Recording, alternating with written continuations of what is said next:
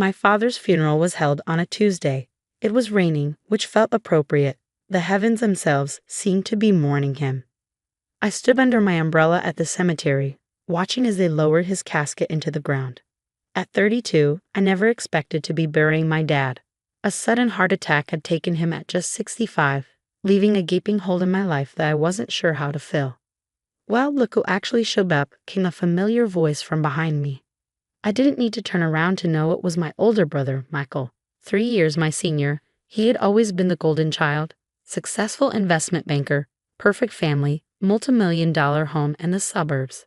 Everything our father had wanted for his sons. Of course I'm here, Mike, I said quietly, still facing the grave. He was my father too. Michael moved to stand beside me, his custom Italian shoes sinking slightly into the wet grass. Unlike me in my modest suit from a department store, he wore an impeccably tailored black suit that probably cost more than my monthly rent. Is that what you told yourself while you were ignoring his calls for the past 6 months? He asked, his voice dripping with disdain. While you were too busy with your music to visit him even once after his first heart scare? The accusation stung because there was truth to it. I had been distant lately, focusing on my struggling music career, trying to make ends meet with gigs and part-time work at a record store. But what Michael didn't know, what I hadn't told anyone, was that Dad and I had reconnected in the weeks before his death. Late-night phone calls where we'd finally started to understand each other. Plans for him to come see me perform next month. Plans that would never happen now. You don't know everything about my relationship with Dad, I said. Michael scoffed. I know enough. I know that while you were chasing pipe dreams in Nashville, I was the one taking care of him. I was the one handling his finances, driving him to doctor's appointments, making sure he was eating right. People were starting to leave the graveside now, heading to their cars for the reception at Michael's house. I should have walked away, but something kept me rooted to the spot. Thank you for doing that, I said sincerely. I know it couldn't have been easy with your schedule. My attempt at reconciliation only seemed to fuel his anger. Don't thank me. I didn't do it for you, he snapped. I did it because that's what successful sons do. They take care of their parents. They don't abandon them to play guitar in dive bars. The rain was coming down harder now, drumming against my umbrella. I didn't abandon him, Mike. Save it, Jason, he interrupted, stepping closer.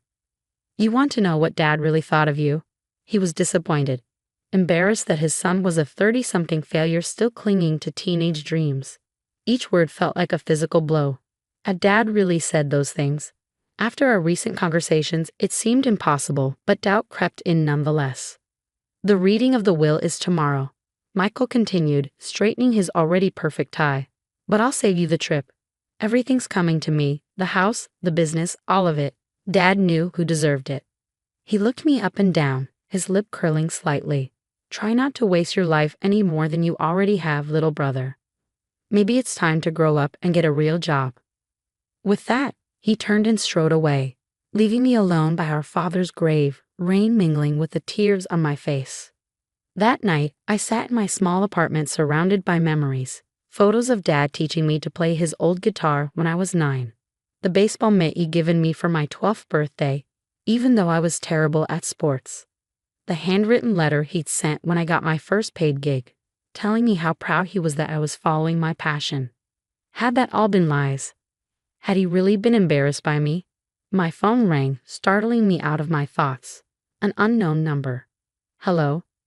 Is this Jason Bennett? A formal voice asked. Yes, speaking.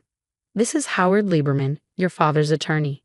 I apologize for calling so late, but it's important that we speak before tomorrow's meeting. My stomach tightened. Was there more bad news coming? What's this about? There was a pause on the other end of the line. Mr. Bennett, your father made some significant changes to his will in the weeks before his passing. Changes that he asked me to discuss with you privately before the official reading. I listened in growing disbelief as Howard explained the situation. By the time we finished the call an hour later, I felt like I was seeing my father and my brother in an entirely new light. The next morning, I arrived at Howard Lieberman's office 20 minutes early. The receptionist showed me to a conference room where Michael was already waiting, his wife Caroline beside him. They barely acknowledged my entrance. Nice of you to show up on time for once, Michael muttered, checking his Rolex. Though I'm not sure why you bothered. I took a seat across from them without responding. Caroline gave me a tight-lipped smile that didn't reach her eyes. "How are you holding up, Jason?" she asked, though her tone suggested she didn't particularly care about the answer. "I'm managing," I replied simply. Before the conversation could continue, the door opened and Howard entered, carrying a leather portfolio. He was older than I'd expected from our phone conversation, probably in his 70s, with silver hair and kind eyes behind wire-rimmed glasses. "Good morning," he said, taking his seat at the head of the table. "Thank you all for coming. I know this is a difficult time." He opened his portfolio and pulled out several documents. "Before we begin, I want to express my condolences. Robert Bennett was not only my client but my friend for over 40 years. His loss is deeply felt." Michael nodded impatiently. "Thank you, Howard. We appreciate that. Shall we proceed?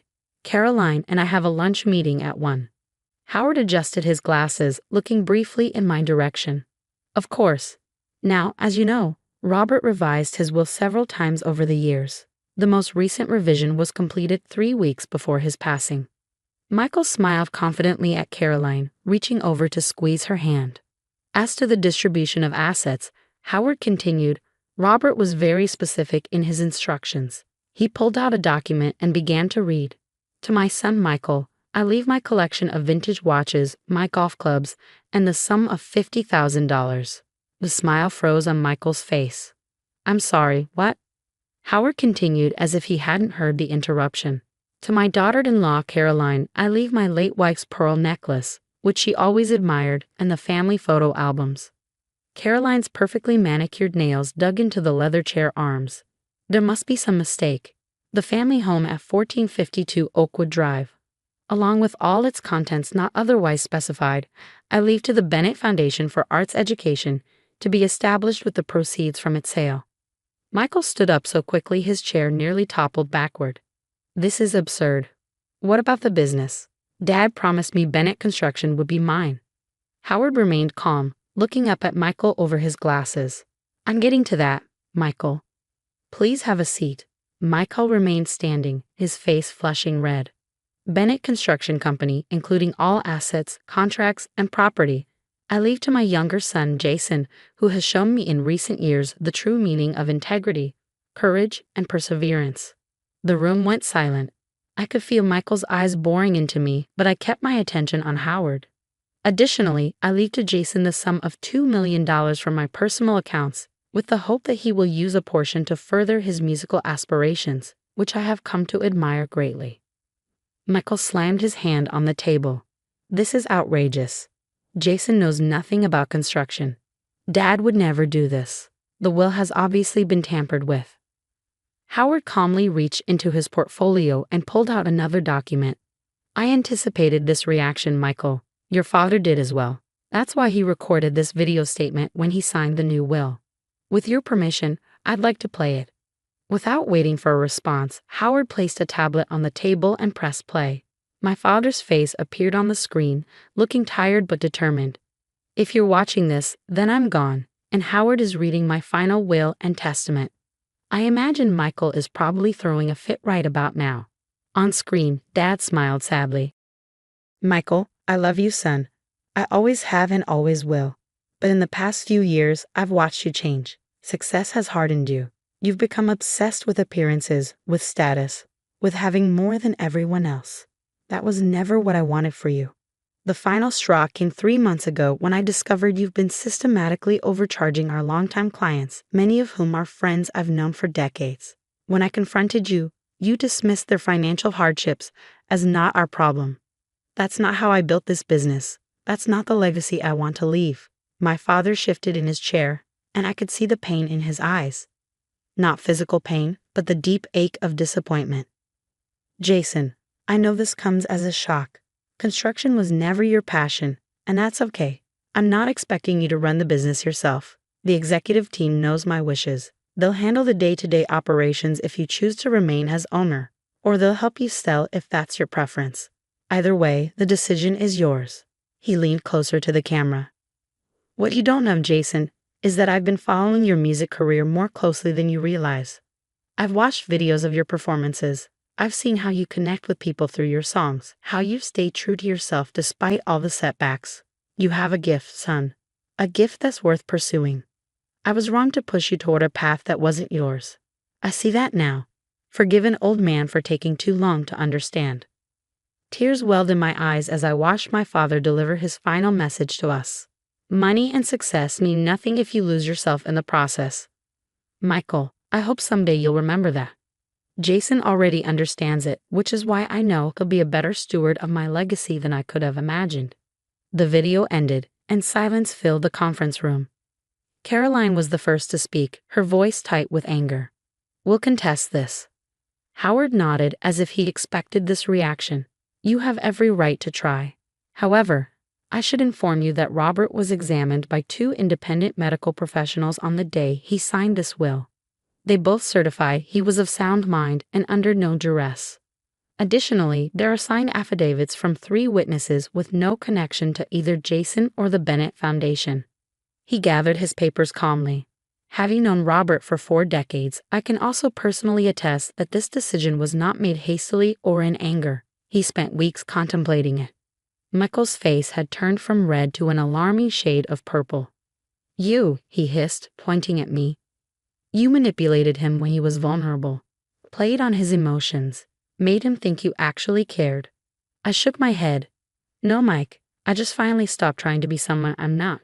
And for the first time, Dad and I could actually talk to each other. This isn't over, Michael snapped, gathering his things. Come on, Caroline. We're leaving. They stormed out, leaving me alone with Howard. That went about as expected, the lawyer said with a sigh. Will they be able to successfully contest the will? I asked. Howard shook his head. Your father was very thorough. It would be extremely difficult to overturn his wishes, but Michael may try nonetheless. I nodded, still processing everything that had happened. I don't know the first thing about running a construction company, I admitted. Howard smiled. Your father didn't expect you to. As he said, the executive team is prepared for this transition. Tom Ramirez, the current operations manager, is ready to step up as CEO if you decide to maintain ownership. He handed me a business card. This is my personal number. Call me anytime you have questions. And Jason, he paused, looking at me with genuine warmth. Your father was truly proud of you. Not just in these last few weeks, but always. He just didn't always know how to show it. The weeks that followed were a whirlwind. As Howard had predicted, Michael filed to contest the will. But his case fell apart quickly when evidence of his unethical business practices came to light during discovery. Bennett construction employees, many of whom had known me since I was a child, welcomed me with surprising warmth. As it turned out, Michael hadn't been popular among the staff. Your brother treated us like we were disposable. Tom Ramirez told me over coffee during our first meeting. Your dad built this company on relationships, with clients, with employees, with the community. Michael was dismantling all of that. I decided not to sell the business after all. Instead, I took on the role of chairman while Tom handled daily operations as CEO. We implemented profit sharing for employees and established a training program for underprivileged youth interested in learning a trade. With some of my inheritance, I opened a small music venue and recording studio in town, creating a space for local artists to perform and record at affordable rates. I still performed myself on Saturday nights, including songs I'd written about my dad. 6 months after the funeral, on what would have been my father's 66th birthday, I received an unexpected visitor at the venue. Michael stood awkwardly by the entrance, looking out of place in his casual clothes. I couldn't remember the last time I'd seen him without a suit. Nice place, he said, glancing around. Thanks, I replied, unsure what else to say. An uncomfortable silence stretched between us. I'm moving to Chicago, he finally said. Caroline and I are divorcing. Turns out she was only interested in the lifestyle she thought I could provide. I'm sorry to hear that, I said, and meant it. He shrugged. Don't be. It's been a wake-up call. Maybe realize what Dad was trying to tell me. Michael ran a hand through his hair, a gesture so reminiscent of our father that it made my chest ache. I was awful to you, Jason. At the funeral, at the will reading, for years before that. I was so caught up in being successful that I forgot what actually matters. I could see how difficult this was for him, how much it cost his pride to stand here and admit these things. Dad would have forgiven you, I said simply. So can I. Michael nodded, blinking rapidly. I've got a job offer there. Nothing fancy, but it's a fresh start. I thought you should know where to find me, in case you ever want to talk. I gestured to the empty stage. We're having an open mic night tonight. You could stay, if you want. For a moment, I thought he would refuse. Then, to my surprise, he nodded. I'd like that. That night, from the stage, I spotted Michael in the back of the room, actually listening as I performed a new song I'd written called Legacy, about how the most important things we inherit aren't things at all, but lessons, values, and love. It wasn't forgiveness, not completely. It wasn't a Hollywood reconciliation with all hurts magically healed. But it was a beginning. Sometimes the greatest revenge isn't about getting even or proving someone wrong. Sometimes it's simply living well, staying true to yourself, and becoming the person you were always meant to be, even if others couldn't see it. Dad had given me more than a business or money. He'd given me the courage to be myself unapologetically. And in the end, that was the richest inheritance of all.